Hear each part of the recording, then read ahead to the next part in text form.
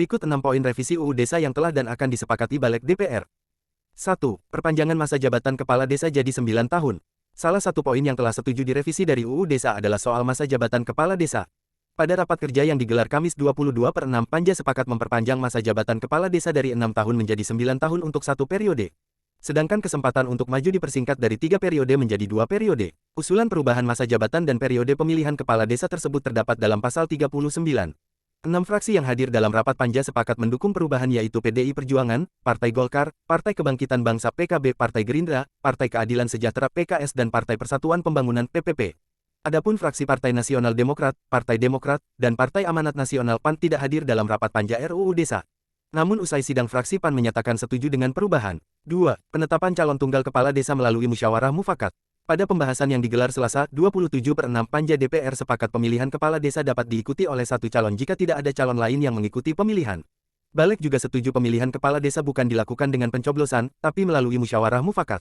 Itu keputusan kita, tapi sebelum pengambilan keputusan akan kita periksa kembali soal redaksinya.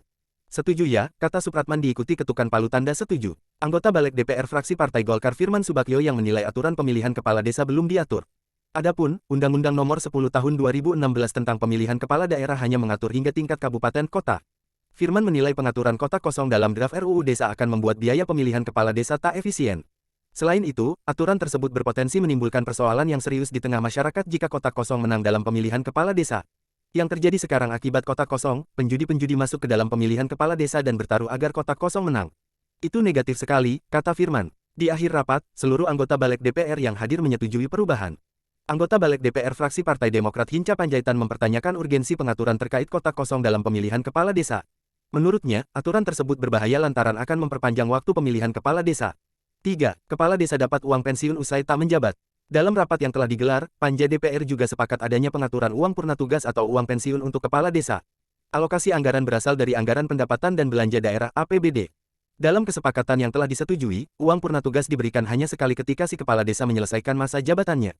Yang kami sepakati menyangkut soal dana purna tugas tadi itu kan hanya sekali ya, sekali di akhir masa jabatan kepala desa. Sumbernya itu dari APBD, ini buat semacam uang penghargaan lah, ujar Supratman. Selain telah menyepakati 3 perubahan utama, hari ini Panja Revisi UU Desa Balik DPR juga akan membahas 3 poin penting lainnya. Poin itu meliputi dana desa, perlindungan hukum bagi kepala desa dan pengangkatan aparat desa. 4. Besaran dana desa diusulkan naik Rp2 miliar. Pembahasan utama yang akan jadi materi rapat Panja hari ini adalah terkait dengan rencana menaikkan besaran dana alokasi desa. Supratman mengatakan rapat Panja RUU Desa pada hari Selasa 27/6 lalu belum mengambil kesepakatan terkait dengan hal tersebut lantaran merupakan poin penting untuk menjadikan desa sebagai pusat pertumbuhan. Buktinya yang sampai sekarang kami belum putuskan itu menyangkut hal yang paling mendasar berapa sih besarannya, apakah perlu ditetapkan limitatif dalam bentuk angka atau persentase, sumbernya dari mana, mengintegrasikan semua pembiayaan desa dalam satu kementerian, ujar Supratman. Dalam bahasan awal saat ini Panja DPR mengalokasikan anggaran desa naik dari Rp1 miliar menjadi Rp2 miliar. Awalnya sempat ada usulan agar dana desa naik sebesar 15% dari dana transfer daerah. Namun usulan ini ditolak beberapa fraksi seperti Golkar, Gerindra, PAN, dan PPP hingga akhirnya disepakati kenaikan menjadi Rp2 miliar. 5. Perlindungan hukum bagi kepala desa. Poin lain yang masih akan dibahas dalam RUU Desa adalah pentingnya perlindungan hukum bagi kepala desa. Panja menilai sebelumnya UU Nomor 6 Tahun 2014 tentang desa belum mengatur secara rinci perlindungan dan kepastian hukum kepada kepala desa. Harus ada perlindungan hukum, jangan sampai kepala desa itu dikriminalisasi karena tujuan tertentu yang sesungguhnya itu soal administrasi, ujar Supratman. 6.